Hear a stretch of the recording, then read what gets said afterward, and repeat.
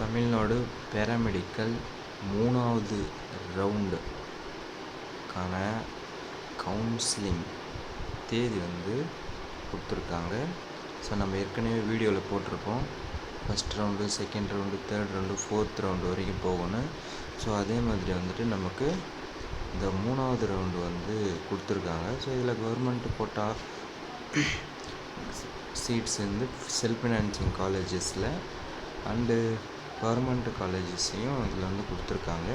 இப்போ ஃபஸ்ட்டு நம்ம registration payment 24 நாளைக்கு, ஓகே, 2 நாள் தான் கொடுத்துருக்காங்க, 24 அண்ட் 25.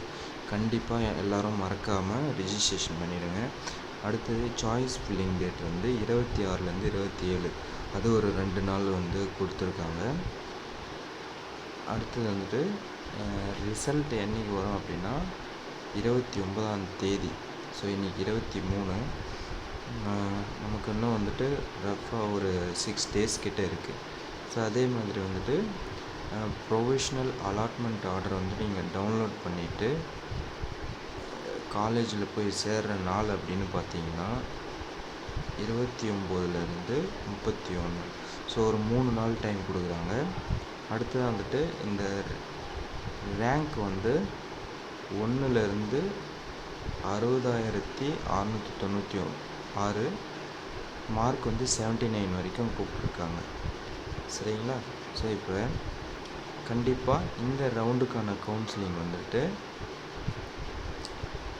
அகைன் என்ன பண்ணணும் அப்படின்னா, நம்ம கவுன்சிலிங் ஃபீஸ்க்கு 250 பே பண்ணிவிட்டு கலந்துக்கிற மாதிரி இருக்கும். யாரெல்லாம் செகண்ட் ரவுண்டில் கிடைக்கல, ஃபஸ்ட் ரவுண்டு கிடைக்கல அப்படின்னா, கவர்மெண்ட்டு காலேஜஸ் இந்த ரவுண்டில் இருந்ததுன்னா உங்களுடைய மார்க் தகுந்த மாதிரி கிடைக்க வாய்ப்பு இருக்குது. அப்படி இல்லைன்னா கண்டிப்பாக செல்ஃப் ஃபினான்சிங் காலேஜஸில் கவர்மெண்ட்டு சீட்டு கிடைச்சதுன்னா சேர்ந்துறது ரொம்ப நல்லது. ஏன்னா நம்ம இந்த கவுன்சிலிங் இல்லாமல் தனியாக போய் சேர்ந்தோம் அப்படின்னா கண்டிப்பாக அவங்க ஃபீஸ் அதிகமாக கேட்பாங்க. டொனேஷன் ஃபீஸ் கட்ட சொல்கிற மாதிரியெல்லாம் சொல்லுவாங்க சில காலேஜஸில். அப்படி இல்லைன்னா நீங்கள் கவர்மெண்ட் கவுன்சிலிங் இல்லாமல் போய் சேர்ந்தீங்கன்னா ஏற்கனவே முடிஞ்சிருச்சுன்னு வேறு சொல்லிவிடுவாங்க, சீட்டு இல்லை, ஃபில் ஆகிடுச்சு அப்படின்னு சொல்லிவிடுவாங்க மேனேஜ்மெண்ட் போட்டாலும். ஸோ அடுத்ததாக கீழே பார்த்தீங்கன்னா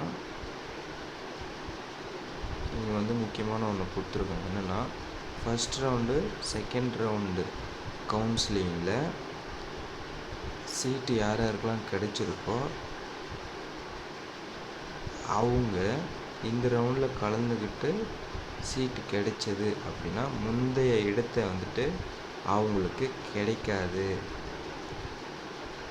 அதே மாதிரி இந்த 3வது ரவுண்டில் எது கிடைச்சிருக்கோ அங்கே சேரணும் அப்படிங்கிறது அவங்க கொடுத்துருக்காங்க.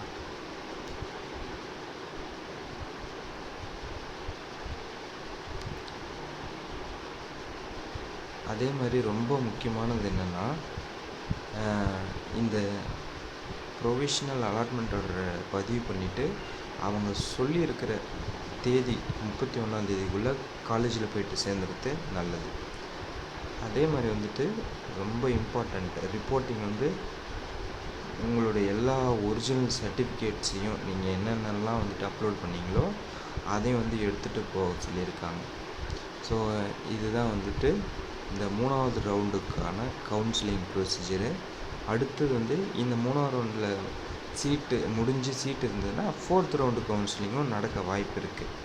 ஸோ அதனால் சாய்ஸ் ஃபில்லிங்கை மறக்காமல் தப்பு இல்லாமல் பண்ணுங்கள். All the best.